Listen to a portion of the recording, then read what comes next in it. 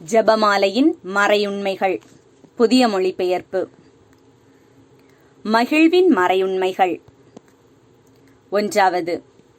Gabriel தூதர் கன்னி மரியாவுக்கு தூதுரைத்ததை தியானித்து தாழ்ச்சியுடன் வாழ வரம் கேட்போமாக. 2. இறையன்னை எலிசபெத்தை சந்தித்ததை தியானித்து பிறரன்பில் வளர்ச்சி காண ஜெபிப்போமாக. 3. இயேசு பிறந்ததை தியானித்து எளிமையை விரும்பி ஏற்று வாழும் வரம் கேட்போமாக.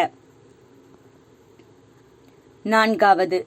இயேசுவை கோவிலில் காணிக்கையாக ஒப்பு கொடுத்ததை தியானித்து இறைவனின் திரு உள்ளத்திற்கு பணிந்து நடக்க வரம் கேட்போமாக.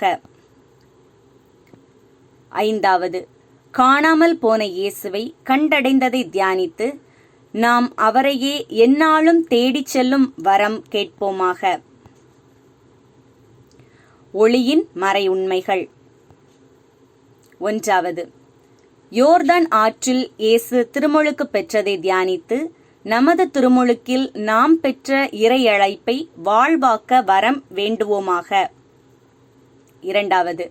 கானாவூர் திருமணத்தில் தண்ணீரை திராட்சை ரசமாக மாற்றியதை தியானித்து நம் வாழ்வில் வரும் இன்னல்களை இறைவன் அகற்றி மகிழ்ச்சியால் நிரப்ப வேண்டுமென்று மன்றாடுவோமாக.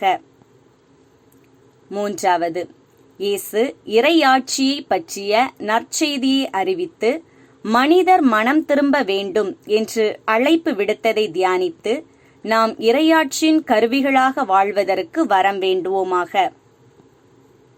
4. மலை மீது இயேசு தோற்றம் மாறியதை தியானித்து நாமும் இறையன்பையும் இயேசுவின் மாட்சிமையையும் வெளிப்படுத்தும் அடையாளங்களாக வாழ வரம் வேண்டுவோமாக. 5.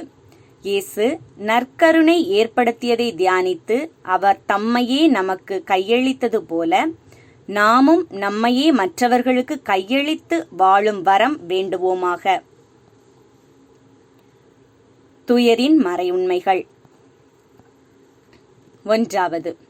இயேசு இரத்த வியர்வை சிந்தியதை தியானித்து நம் பாவங்களுக்காக மனத்துயர் அடைய மன்றாடுவோமாக. 2. இயேசு கற்றூனில் கட்டுண்டு அடிபட்டதை தியானித்து புலன்களை அடக்கி வாழும் வரம் கேட்போமாக. 3.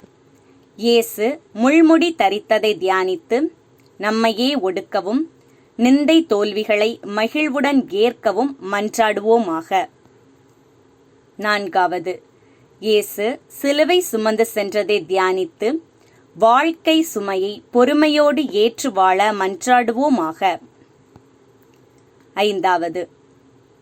இயேசு சிலுவையில் அறையப்பட்டு இறந்ததை தியானித்து இயேசுவை அன்பு செய்யவும் பிறரை மன்னிக்கவும் வரம் கேட்போமாக. மாட்சியின் மறையுண்மைகள். 1. இயேசு உயிர்த்தெழுந்ததை தியானித்து உயிருள்ள நம்பிக்கையுடன் வாழ மன்றாடுவோமாக. 2. இயேசுவின் விண்ணேற்றத்தை தியானித்து நம்பிக்கையுடன் விண்ணக வாழ்வை தேடும் வரம் கேட்போமாக. 3. தூய ஆவியாரின் வருகையை தியானித்து நாம் அனைவரும் ஆவியாரின் ஒளியையும் அன்பையும் பெற மன்றாடுவோமாக. 4. இறையன்னையின் விண்ணேற்பை தியானித்து நாமும் விண்ணக மகிமையில் பங்கு பெற மன்றாடுவோமாக. 5. இறையன்னை விண்ணக மண்ணக அரசியாக மணிமுடி சூட்ட பெற்றதை தியானித்து நம் அன்னையின் மீது ஆழ்ந்த பக்தி கொள்ள மன்றாடுவோமாக.